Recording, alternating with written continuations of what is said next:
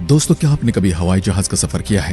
यदि सफर किया है तो यह आप भली भांति जानते होंगे कि जब प्लेन टेक ऑफ करता है और प्लेन लैंड करता है तो कौन से समय आपको ज्यादा डर लगता है? जाहिर सी बात है, ज्यादातर लोग तो यही कहेंगे कि लैंडिंग के वक्त हर किसी को डर लगता है।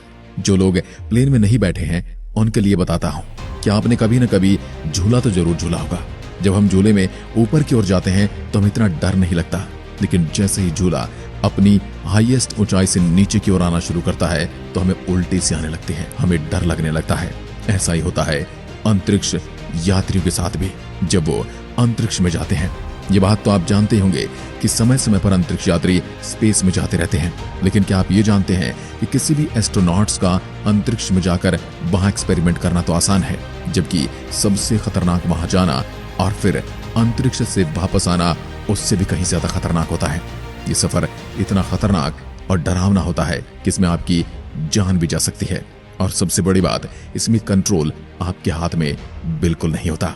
जो कुछ हो रहा है उसे बस होने देना है।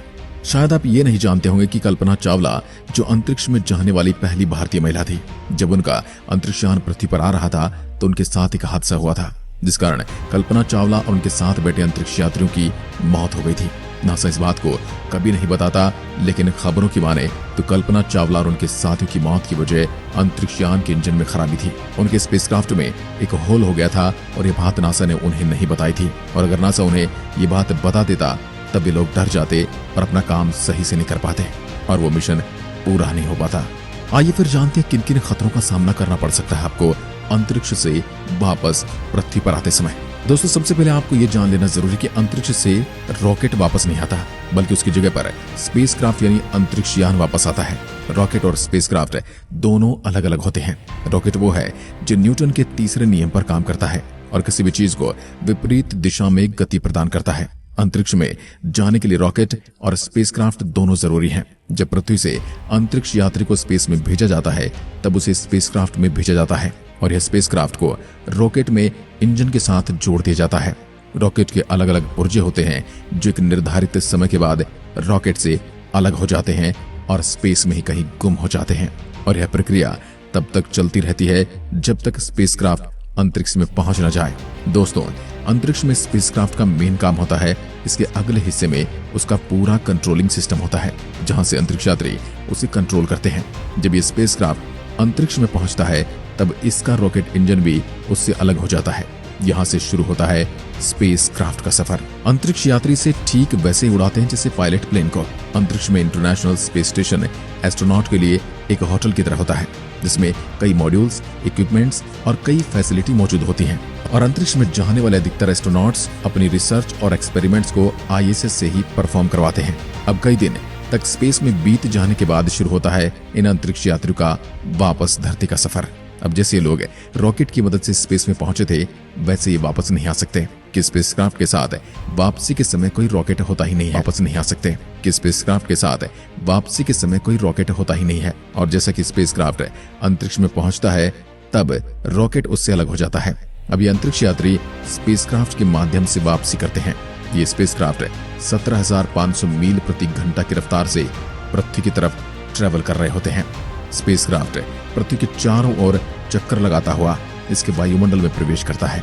इस दौरान उस स्पेसक्राफ्ट को गर्म और तेज हवाओं का सामना करना पड़ता है।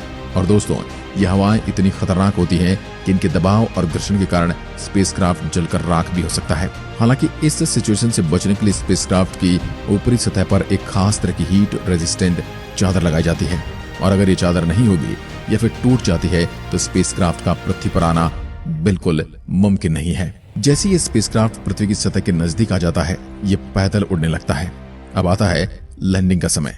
दोस्तों, स्पेसक्राफ्ट भी ठीक एक एरोप्लेन की तरह ही लैंड करता है, और एरोप्लेन की तरह इसकी लैंडिंग भी एयरपोर्ट रनवे पर ही होती है, और स्पेसक्राफ्ट के पहिए भी खुल जाते हैं।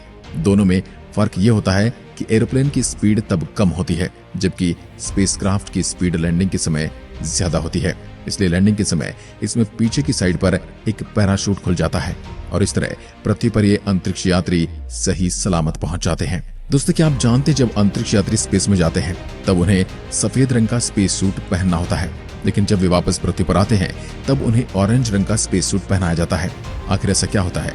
ऑरेंज सूट को एडवांस क्रू एस्केप सूट कहते हैं और सफेद सूट को एक्स्ट्रा व्हीकुलर एक्टिविटी सूट कहते हैं। और इनके पीछे भी एक खास वजह है।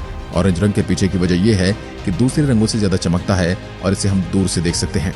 इस सूट को स्पेस में जाते समय और वहां से वापस धरती पर आते समय पहना जाता है, क्योंकि अगर आने और जाने के समय कोई हादसा होता है तब उन्हें उनके सूट की वजह से ढूंढा जा सकता है। वहीं इस ऑरेंज सूट में पैराशूट और नाइफ जैसी कई चीजें अटैच होती हैं, जिससे किसी दुर्घटना होने की स्थिति में एक अंतरिक्ष यात्री की जान बचाई जा सके। और सफेद सूट को अंतरिक्ष में इसलिए पहना जाता है ताकि स्पेस के अंधेरे में ये आसानी से दिख जाएं। ये बेहद एडवांस टेक्नोलॉजी से बनाए जाते हैं। अंतरिक्ष में जाकर किसी भी अंतरिक्ष यात्री का कोई प्रयोग करना अंतरिक्ष यात्री के लिए कोई बड़ी बात नहीं होती, क्योंकि किसी प्रयोग के करने के लिए अंतरिक्ष में एक नियंत्रित वातावरण विकसित किया जाता है। अंतरिक्ष यात्री के लिए सबसे बड़ी चुनौती उस समय होती है जब अंतरिक्ष यात्री को वापस पृथ्वी पर आना होता है।